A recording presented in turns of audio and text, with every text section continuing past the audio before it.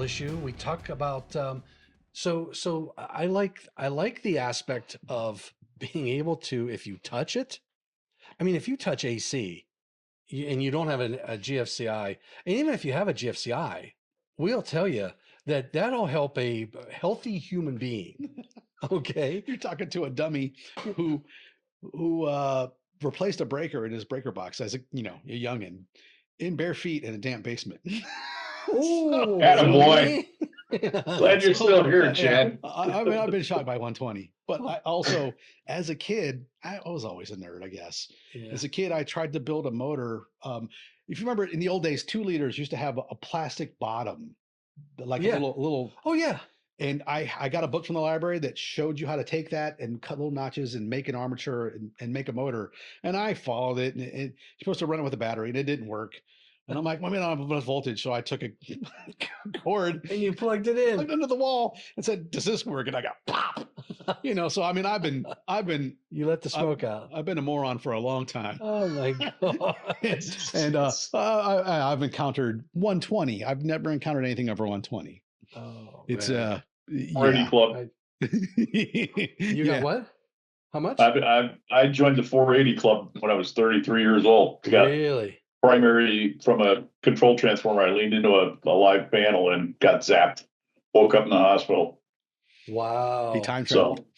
Time travel to a hospital. So Wow. it's not just cats that have 9 lives. Some engineers like Chad and I have 9 lives too. Wow. That's ungood. And I think I'm an I call 8.5. that. That's what I call it. Ungood. All right. So I feel good with the safety. I mean, Yeah. we I hit think that. I think we covered the safety. Yeah. Yeah. 726 code listings. We said, let's take a look at 726 is a really short article. It's actually it was bigger in 2023, and then we did the sort of the rework getting ready for 2029. Yeah. So we incorporated all the stuff into 722 and 720. So all the cabling stuff moved. So 726 became very small. There is a class 4 wiring section in 722. There is. So 722 is titled Limited Energy Cables for Power Limited Circuits, Fault Managed Power Circuits. Yeah. So you have part 1 is general, then like 179-ish, I think is the class 4 cable, somewhere in that range. Part 5 is class 2. There it is. Part 6 is your beginning for class 4. So 150 is your app. Whoa. Oh, that's all. They got they don't have a space in between applications and 4. We missed that. Yeah. I'll have to make sure we remember to fix that. We'll blame that on NFPA. Yeah. It says class 4 cables shall be permitted only for class 4 systems and other applications. So class 4, let's talk about class 4 cables. Who makes? I think, do you guys make? Panduit makes class 4 Yeah. cable. We do. Belden's we making do. it. Belden does. CommScope's got some stuff. Southwires is researching. Southwires in the game Prismium. too. Sure. Prismium is making stuff. Yeah. For some reason, he brought up Prismium.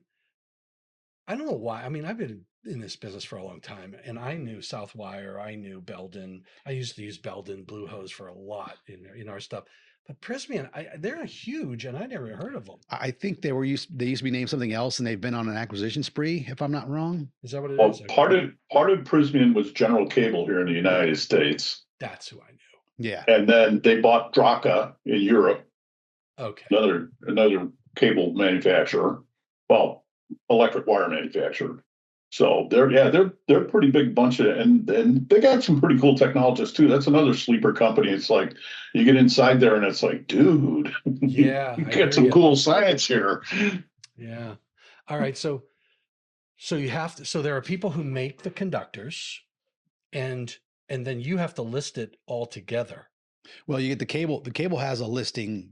So the 1400-2 has requirements on just the cable.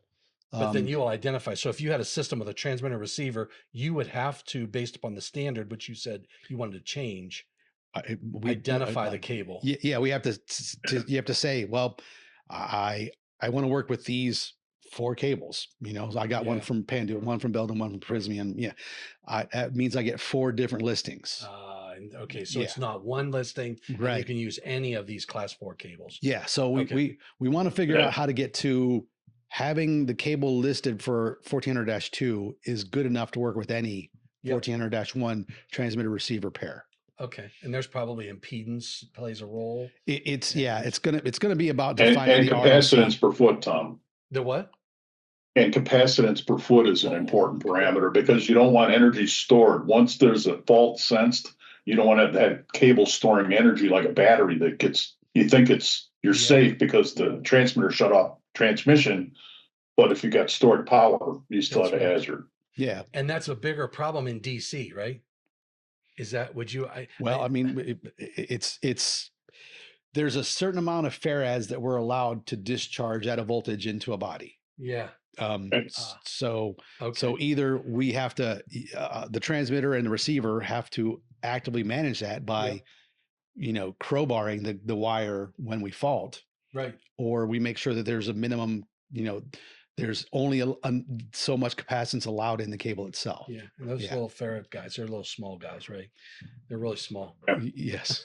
Joules Micros. is joules, and they all hurt. So Joules is joules, and they all hurt, unless they're in a ring on your finger. Yeah. Just don't get hit by them.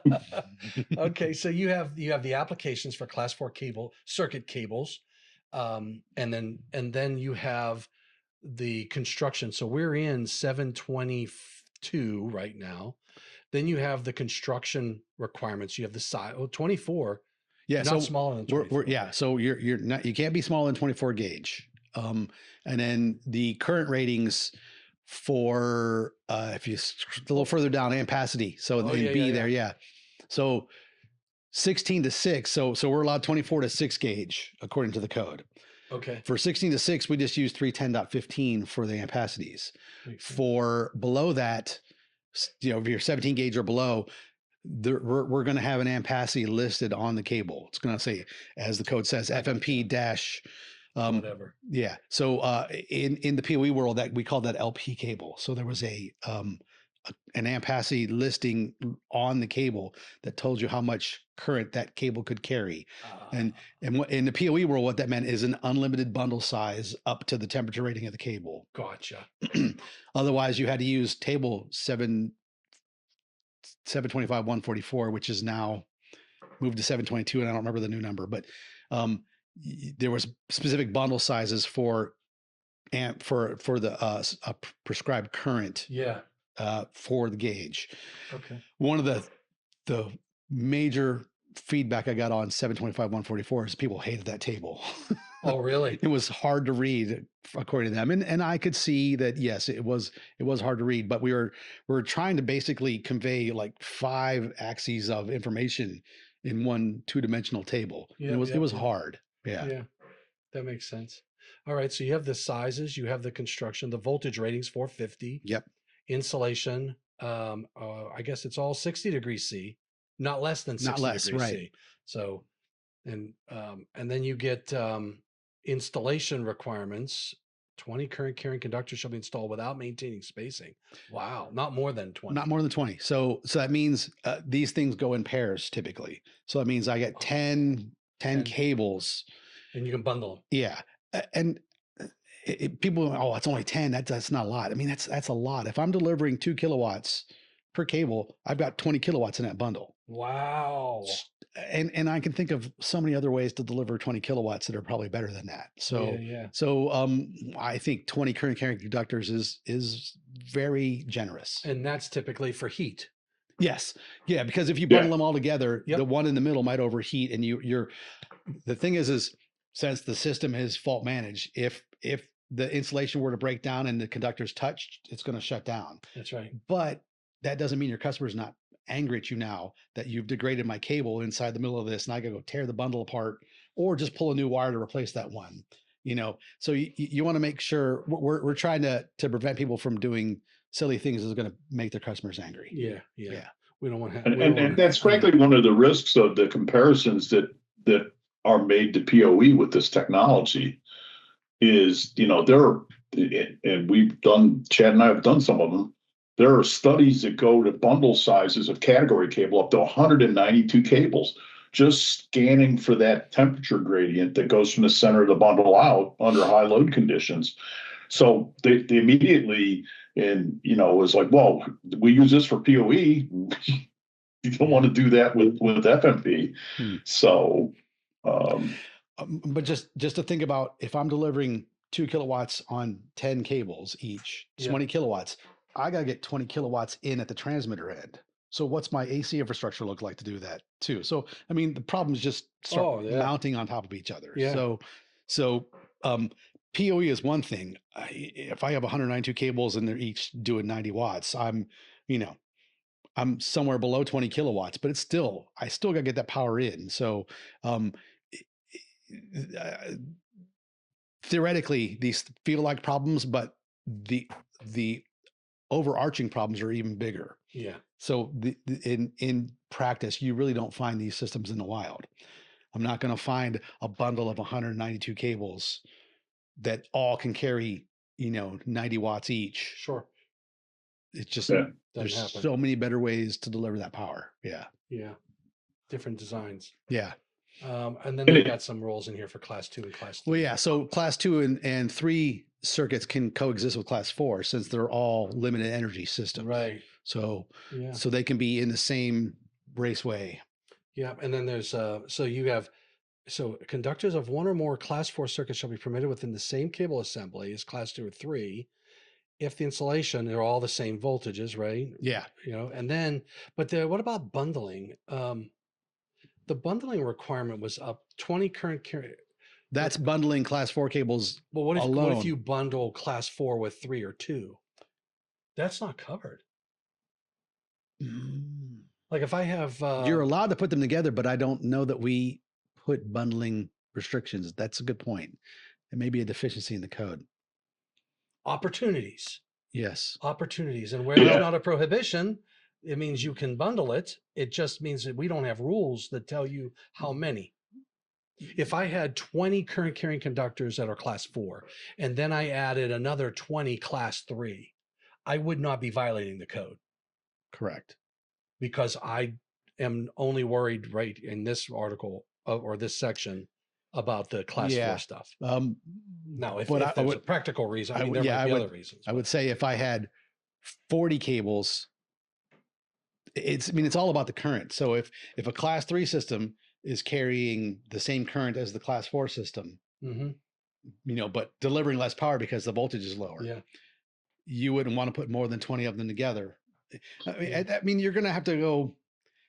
I don't know where you'd find a bundling table for that, because 725.144 was specifically for category cable, which was the 8 conductor stuff that we know for Ethernet. Opportunities. I think Bob Voss can come up with some solutions for us. I think I think generally the target application space is ICT cabling, so it's going to come from that industry that's going to bring that guidance forward. That is it okay for them to be in the same pathway? Yeah. Should you air gap them? Yeah, probably. Yeah, but they can be in the same pathway. They're going to the same place. I haven't heard anyone clamoring for this information yet, so we still have time to fix it, I'd say. But first draft's coming up, so we can look at public inputs and say, hey, if there's nothing in there, and if there is something, here's what I would say. Even if you can get a committee, because you can't do public inputs. What I like is if you do a public input and you have a feeling, you can put something in is going to fail, but it's not new material in the second draft. I did that. Yeah, exactly. we can talk about those later on. Yeah, I put some PIs in that I don't know that are going to pass, but it won't be new material for second draft. Yeah, that's the key. All right, and then you go into optical fiber cables. Yeah. So that's the 722, and then you had 726, which we said was pretty short. Oh, before we even do that, which I think we went through 726 already. We have the listing requirements, but let's talk real quick about what's the difference between class 1, 2, 3, and 4. I think maybe not everybody knows class 1. Class 1's your normal power delivery system. So we used to have power limited class 1. Well, no. We still have power limited class 1 for that's in like 326. You might be right, because I was just doing something with Larry Air about that, and he's like, I think they're going to delete. They're going to take class 1 out of power limited because It doesn't belong there. it doesn't belong there. Class 1 was the class 1 power limited is 30 volts and 1,000 amps, I think was the number that's allowed. That is not limited power. You know, there's I'm if I'm installing that, I'm going to put that in conduit. I'm going to have to. You're going to have to. Yeah. And rightly so. There's that power limited class 1, but that moved out of. It used to be in chapter 7. Didn't belong in chapter 7 either. But there was something about class 1 in like the 2020 code, and I remember our panel 3 chair at the time, Robert Jones, came to us and said, "How is this different than just standard 120 volt AC?" And he was right. It wasn't. It was sort of giving people like a loophole to abuse, and so we took it out, and nobody complained. So class 1 technically really doesn't exist. Power limited class 1 exists in that chapter 3 article. And that's about mostly the guys who we got feedback from was the generator guys who use those for the remote control of their generators. That seemed to be the main application for it. And so we had to rewrite some sections, go resurrect the text that we deleted, bring it back in. And I think that was the 2023 cycle where we invented, I want to say it's Article 326. The 326 is or 300.26. I mean, 300.26. Sorry. There was a so I was doing a PowerPoint, and I was having a hard time with, they talk about, they give you the limits on other things except for one of those. And I think it was class 1. 300.26, you said, right? Yeah, it was like the last article in 300. We added a new one at the end. No, say they moved. You're looking at 2026. Yeah, it moved. I do remember it moved in 2026. Yeah, I might be able to find it here. CMP3, no 14. I had a nice little presentation that I was doing on for these different classes, and that's when I had called chapter 3 changes that might be in there. Nah, no, that's the 2026. Yeah, let's check it. That's the IEI's. Take a look. There's 300.4 protection of physical damage, bends, ampacity tables, reconditioned. Oh yeah, listing. That was a big one. Oh yeah. There's your AC cables, MC. Now see, now we're already on to 330. It would have been in 300. I don't remember where I remember I think if you look at 2023, it was 300.26, and then wherever it moved in 2026, I don't remember. Yeah. So, but we do a good job of defining. There's a table. I think it's annex material now. For class 2 and 3, yeah, annex 11A and B. That's right. Tables 11A and B. I mean, in and I wish that they had class 1 in there, because I love that table. I don't think class 1 has an upper voltage. That's the point. I mean, that's what we're talking about. There's nothing that says what class 1 can be. But yeah, you'll find class 2 and 3 in tables 11A and B. The bottom line is class 2 is limited to 60 volts if you want to do any kind of significant power. And again, then you're capped at 100 watts. There it is. And that's DC. If you're AC, you're 30 volts. 30 volts AC, I think. Yeah. So there's your class 2 and class 3 AC power source. Right. The table 11A is the AC one. Yeah. Right. So 30 through 150. So if I'm over 30 volts, I can only deliver 0.5 or 5 milliamps. Yeah. 5 milliamps of current. Yeah. Yep. Which is very low power. Yeah. So if I want to deliver significant power, I have to be below 30 volts AC or below 60 volts DC. Yeah. And then Yeah. So the way when I was going down this road, I love this table, which says here's class 2 and 3, and it tells us where you have it inherently limited power source, not inherently limited. Right. It gives you those what the voltages are and all that. So I love this. Yeah. When it comes to class 1, that's why I called Larry Air, and I'm like, Larry, where's the class 1 stuff? And he's like, Tom, it's not power limited. It's got to come out because it's a different beast. So Yeah. technically, and his crystal ball told him that in the future you're probably not going to see class 1 in any of the power limited discussions. Agreed.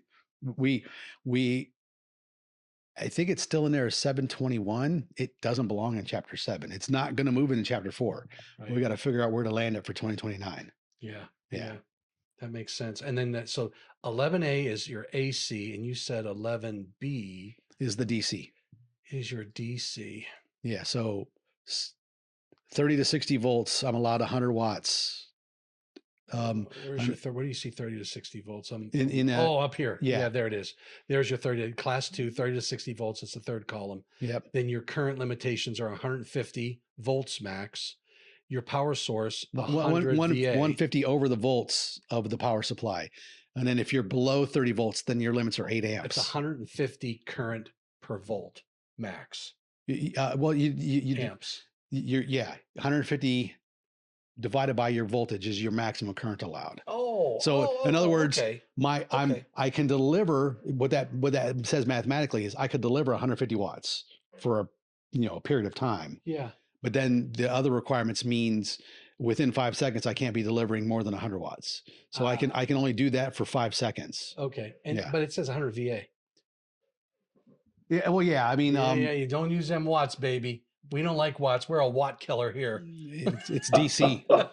when you're DC, that's right, it's DC. When you're DC, VA and W are the same. You're right. You're right. That should change that. That should. No, we've talked about it. Have you? We've talked about it, and we didn't want the inconsistencies. Oh, yeah. Boy, yeah. Okay. And in fact, we had watts in the text, and we went back and changed those to VA. We're doing that this cycle. There was a limited energy task force. Yeah, there was. Yeah, and I participated on that. And Kyle Kruger. Yeah. Krieger. Yeah, he chaired it, and I'm pretty sure he pointed out. He goes like, these stay watts, and there's VAs, and we have inconsistencies, and we want to be consistent because most of us are OCD because we're engineers. I'm telling you, it's a superpower for an engineer, buddy. It's a requirement. Being OCD. It's a requirement. Yes. Yeah, that should be an interview. And all engineers are just a little bit autistic, by the way. Yeah. Yeah. Okay, so this table really gives you the delineation, but class 4 is not in this table. Right. Should it be? We don't have differentiation. So right now it's just up to 450 volts. That's it. Yeah. Which drags me into one of my PIs. So let's do it. One of the PIs I put in for 2029 asked for us to allow us to use class 2 and class 3 cable if the voltage of the system conformed to the cable voltage. So if I had a transmitter that was only capable of 300 volts, why am I forcing myself to use a class 4 450 volt cable? So it's a discussion we need to have with the panel. Yeah. And I've already started that discussion with UL. We'd have to get UL buy-in for that. I don't know if we need some kind of special listing where it's class 3 FMP or something. Yeah. Where did you put that in? I would have put that against 722 would be my guess. 722. In that 150 section there. And all I have to do is search for Chad.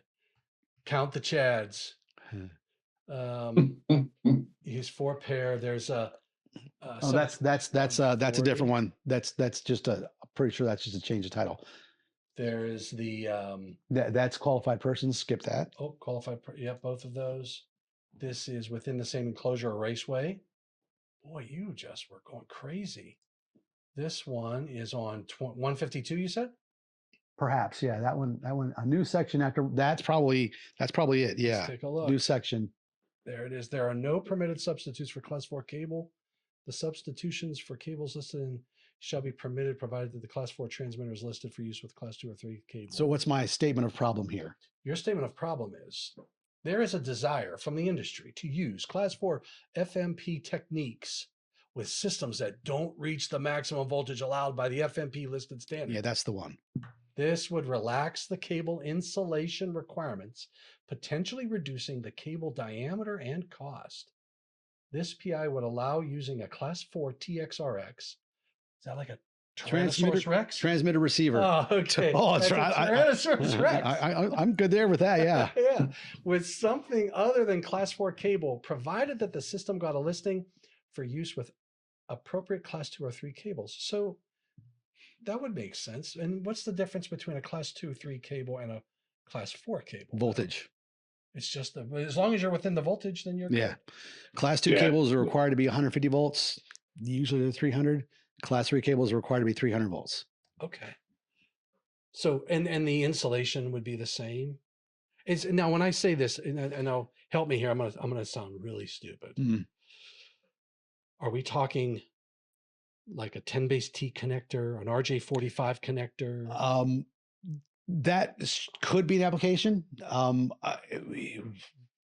There's a whole bunch of things around that need to be done to make that work. But there's a non-interchangeability requirement in the code that says I can't use a connector that has another power on it already. So that could disqualify the RJ with PoE. Gotcha. Now the thing I would argue, we talked about it now, PoE, if I don't have a valid load, what's available there is like 150 milliwatts, 30 volts open circuit at 5 milliamps or something like that, 150 milliwatts. I wouldn't consider that power. So could I hand wave and get around it? I don't know.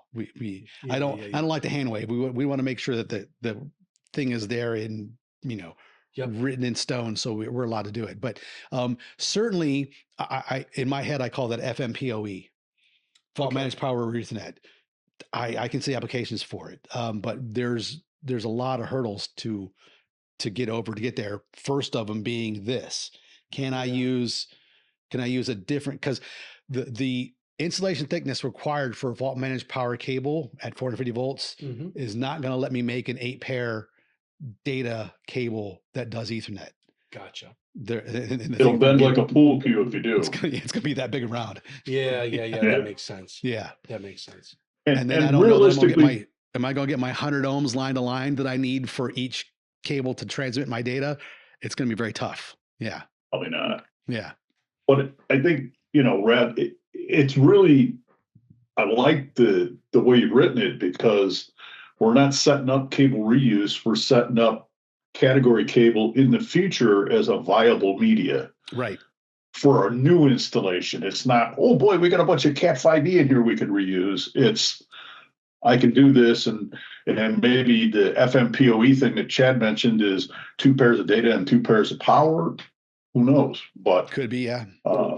You don't want to be pluggy in things, so it might not be an RJ45 connector. I mean, another big problem is we talked about how the fault managed power systems that we know of work. It's those current edges. Yeah. If I put my data on top of those current edges, I'm corrupting my data at each one of those edges. Oh, that's right. Yeah. Yeah. So we have technical hurdles to work through there before we can make it work, which is why Bob says maybe you put 2 pairs that are power and 2 pairs that are data. Right. Yeah. Well, you mentioned fiber. You wanted to use it for power, and you're running fiber. If I'm running long distances, I can. I mean, Belden and Panduit already have hybrid cable. Yeah. With some copper conductors along with fiber conductors. Yeah. And so I can send tens of gigabits of data on fiber along with a couple kilowatts of power, and I could really put some capability up in the ceiling or out remotely wherever I'm at. Wherever I want. Yeah. So it opens up new applications for sure. Absolutely.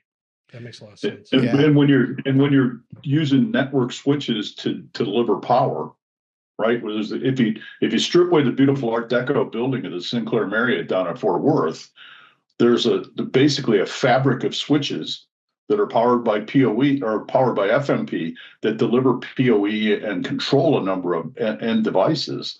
So the fiber for an uplink from those switches is perfect. Yeah. Yeah. It No, really that's sets you up to do cool things.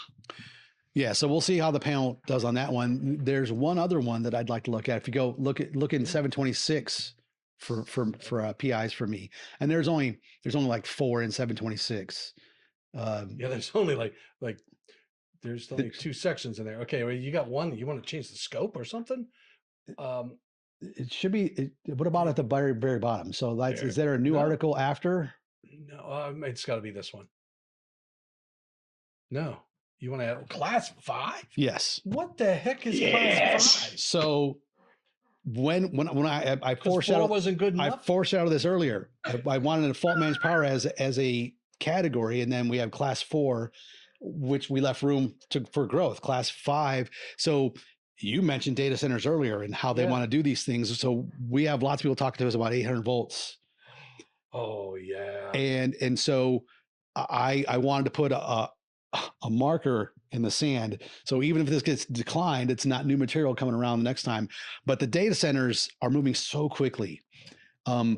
It's hard for us to keep up. So I put this out there that would allow us. I think I put 1,000 volts. 1,000 volts would be the peak voltage, with in mind of it being an 800 volt FMP system. And I've talked with you all about this one too. We're getting ready to take 1400-1 from an outline of investigation over to the ANSI process. So they've formed the ANSI group, and they think that we could actually add class 5 to that under the ANSI process. So we could get the class 5 listing stuff done in parallel while we're doing the code, and then we have 800 volt FMP capability. Wow. Now, that's not going to power a data center, because think about, if I got to turn off the power, I got FETs in there. I got monstrous FETs switching, 800 volt FETs switching how many amps? So if I'm doing 10 amps, that's only 8 kilowatts. Sure. They're talking about a megawatt per an know. AI rack. So Yeah. 125 amps. So I think you're like I said, AC is always going to deliver power to the building. Yeah. I think you're doing AC or high voltage DC to the rack. We can use 800 volt FMP to distribute inside the rack to different, and then make it power processor, microprocessors, and things make it safer for the rack install. Yeah. Because I fear someone's going to die from these 800 volt installations in a data center. I've been talking to Fred Reyes about the whole aspect of GFCI. He made the statement. He's like, well, we need a 800 volt GFCI. And I'm like, wow, man, I have a hard time wrapping my head around that, because you're going to bring 800 volts on the bus. And then that would be like saying, I need a GFCI on my service entrance panel board. Right. Because then you have all of these little branches, but FMP or this class 5 could be very useful in that you're powering all those little individual units, and you have the shock protection, the arc fault protection, and you can turn off a single individual, because now you have full control over every one of those. Yeah. Right. Yeah. And you have the selectivity. So if you have a problem with one, you don't have to take the entire thing down. Correct. So, and there's a selective coordination requirement. I hadn't even thought about that. Yeah. There's a lot, I think. There's a lot of flexibility you can add to the system, not to give you ideas. Yeah. So I put a PI in for class 5. So you can see I went through the voltage. I want to see this. I want to just see it in writing. You said 1,000 volts. I don't think I didn't put a value in. No, I don't think 726 has voltage numbers. No, it doesn't. It doesn't. So I probably should have put a class 5 cabling one in then. An example of marking is a class 5 plus or minus 400 volts. 10 amps for a class 5 transmitter cable. That's the transmitter cable. Right. So, so we have example markings. So for class 4, it said plus or minus 190, which would be a 380 volt. And I don't know if I said 10 amps or 5 amps or whatever. Yeah. But and you've got a few companions to this. You've got 830, table 1 or 720.4a. Right. So where it says class 2, 3, and 4, I had to go through and add class 5. Yeah. So I went through and found those places and put those. But is there one that says in the companion, does it say about results of PI? I may have messed up and not added a class 5 cable section, but I had to have. Wait, that'll be in 722, right? Right. There's 2865. Okay. So if I go to 722, I should find. Well, look at that. How I knew 722 just from our little discussion. There you I'm go. like a sponge. Oh, wait, where was your? It It was was. 2865. I think it's right there at the top. Oh, Is is that it? it right there? Second Yeah, it one? is right there. Yeah. Yeah. Yep. And then if I scroll, there's your, oh, see attached Word document. Jeez, oh man, where is it at? Oh, wow. Look at this. Well, Oh, since you did the entire article. I like a dummy. I in the No, future. That's Tara. Well, but I mean, so this PI right here made the PDF for panel 16 100 pages longer. Beautiful.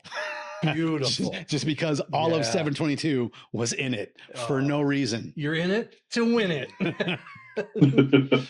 Yeah. So yeah, look, you did all the class 5 riser cables. yeah. So these are the things you say, okay, I learned that, I'll remember it next time. And then it's 3 years later, the next time you're writing PIs and you forget, of course. Yeah. So I'll try to remember next time It to is not 800 volts. make, an 800, gonna Yeah. be, But no, you had to do it this way because you changed the entire article. oh, You know what I'm saying? so I got a question. You got a question. I put a note. I put a note in there that I didn't take out. I should have taken that So note here's out. what I did. I gotta love this. I put a public input in for. We had this discussion on panel 2 about HVAC and this hazardous, this propane-based coolant. Okay, so there were some people What? making arguments. That sounds terrible. It does. So they made an argument at the table. They said we got to remove GFCI from HVAC systems because if the GFCI trips, then you don't expel this flammable gas and it will explode. Okay, and they used certain words. So Oof. I was like, wow, that sounded pretty bad. Yeah. So then I did some homework, and I don't think it's as bad as what it sounds. So I was going to put a public input in because the moment you say, if you lose power, it's going to explode. Your house is going to explode. Right. Well, now I went over to 440 and I said, well, let's put a requirement that says if you use this technology, then you need to have a backup UPS because there's more than just a GFCI tripping that could cause that unit to lose power. I could lose power from the utility. Right. And whatnot, right? And if I have a gas furnace and that gas, apparently that propane settles down. So I had put a public input in. And then I talked to a gentleman from, I don't know if it was Train or Carrier. And he set my mind at ease. And I'm like, okay, I'm not going to put the public input in. And I said, well, maybe we can modify the standard or whatever. Well, I forgot to delete the public input. And in the panel in the substantiation, I just said, put in notes about what was publicly said at this meeting and that meeting and this meeting. And I'm like, oh, it's still there. So now it's on the table. So I'm going to have to make a presentation to the code panel and go, okay, guys. Yeah, because it's substantiation it's just going to get rejected because there's no substantiation. And honestly, I'm sitting there saying, okay, the language I put in, it's there. The substantiation just says that there were statements made, but I didn't say what they were. So I can say, look, here's what was said. You can do with this what you want to do. I'm not going to die on that hill. But if you say that there is no hazard, then I'm a happy boy because there's no hazard. Right. If you say there is a hazard, then you've got to do something to put up a backup power. But I did the exact same thing you did here. It's like you read it, you go, ooh, but we were in such a tight time frame. Yeah, we had the PIs were due earlier. Yeah. So that we needed to give staff time from first draft to second draft to recraft things into the 2029 format. Honestly, and I think I told Jeff this, and I told Larry this. I would have said, let's extend the cycle out a little bit to give us more time. Because I don't think, here's my issue. I don't think that I know we have not had enough time where inspectors and others are out teaching the 2026 code to recognize the issues with it, to say, oh, this needs to be fixed and that needs to be fixed. Agreed. And right now, there's programs states are just beginning to adopt. People are just getting in the audience, and they're not going to have an opportunity until 3 more years. And then we do this massive change in 29, which is going to inherently bring in problems. There are going to be things missed. And so it means we're not really going to have really good code until 2032, unfortunately. On some items where you just say, look, like I'm noticing a few things now, which I'm trying to pick up. And that's the value of being at the table, being a code panel member, is to say, look, we can identify a couple of these little things and say, look, let's get at least a first revision created from the code panel to try to address this, so it's not new material in the second draft, and we can have a task group fix it in the second I draft. can't believe I'm talking about 2032, which would put me at 16 years on the NEC, which is just crazy in my head. Wow. This was a little side project for me. You know, you're going to walk into the code panel meeting with a walker. You're going to be like, I'm here. I hope not. I hope not. Okay, so at some point I need to retire. At some point. No, you're an engineer. Engineers don't retire. You work for Cisco. Come on. Yeah. Cisco engineers never retire. Yeah. So you put changes, and I saw 800 volts. I saw in the cable construction. Construction. Yeah. So that makes sense that it's there. All right. So you've got your cable. But that 800 volts was in a note that I was supposed to delete. Yeah, that's true. Yeah, but that's okay. You put the message across the bow. Yeah. Yeah, that's all that matters. But what I've got to do is I'm going to delete this. Now, so I have a spreadsheet that I put together for the 2029 code cycle. And what I do is I try to highlight the changes. I go first draft, I go boom, public inputs, I think. There it is. So this is my spreadsheet that I use. So now you had a few public inputs. So I got to go to submitter, and I got to go down to the C's. Oh, where are you at? You have all the PIs? Yeah. How'd you export those? I spent a lot of time. Oh, you poor. I did. But you know what? It really benefits me because I've got to keep track of all this stuff. And for your job. Yeah. Yeah. And there's Chad Kennedy. That's the other Chad. Other Chad. Where are you at? Oh no. I don't see you. I don't know if it's because I've got a CMP. Boy, I've got all these filters on. And I've got chapter 2. Geez, oh man, apply. That's all. Because I was on a task group and I'm trying to record who submit or what the task group work is doing. All right. So, look, see, now it got bigger. Oh, yeah. There you go. Chad gets Chad Jones. Apply filter. Oh, okay. There are your public inputs. So that was in 722.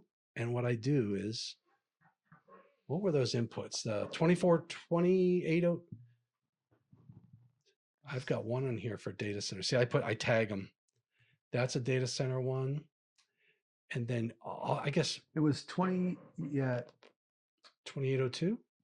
It was 2865 was the one we were looking at. There it is.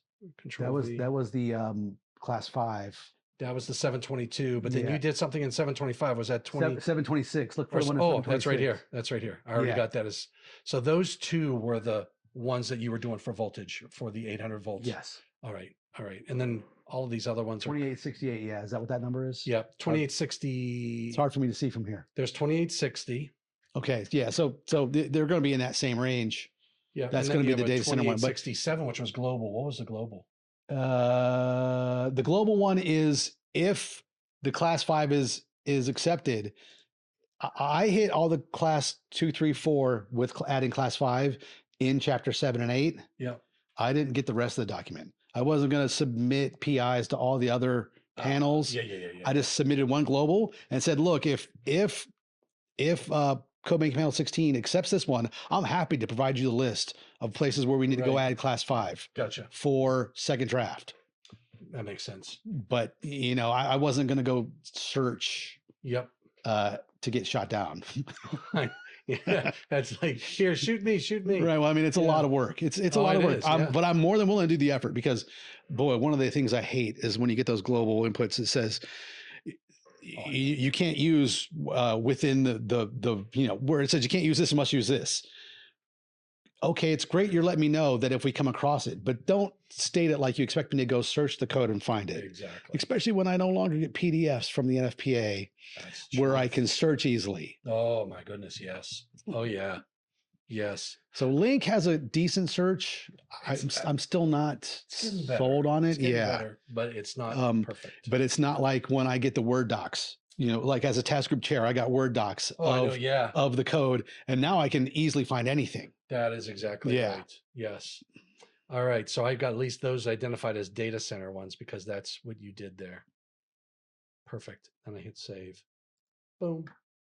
But yeah, I made this spreadsheet and it was a pain, but it has been a godsend for me. Yeah. All right. So you've got your, and Bob, did you do any public inputs? Just curious. Not this time, no. That's good. That's good. No, that 10 conductors or 10 cables in a bundle, Yeah. that was his public input from 2026. Oh, really? Yeah. Cool. Because he had to bring the data. Yeah. In 23, when we brought it to the panel in 23, it was restricted from residential because there were people complaining, people were worried about the cables overheating and how much you could put in. So Bob went back to his company, they went and did the work, they brought the data, and you can go look at the 26 PIs and go read through the data if you want. Oh, But that's right. That's all public. yeah, but we then, I think his data showed we could do even more than 10. We decided 10 was again a nice round number, Practical. nice round number that Love humans round like. numbers. Yeah. That's right. Especially engineers. Yes, Yeah, love definitely makes the math easy. It does. Base 10. Gotta love base 10. You do that in your head. All right. So okay. So we went through any other public input you want to talk about? Nah. You go with that? Okay. 2029 is on its way. We talked a little bit about application and use cases. We talked about the Sinclair.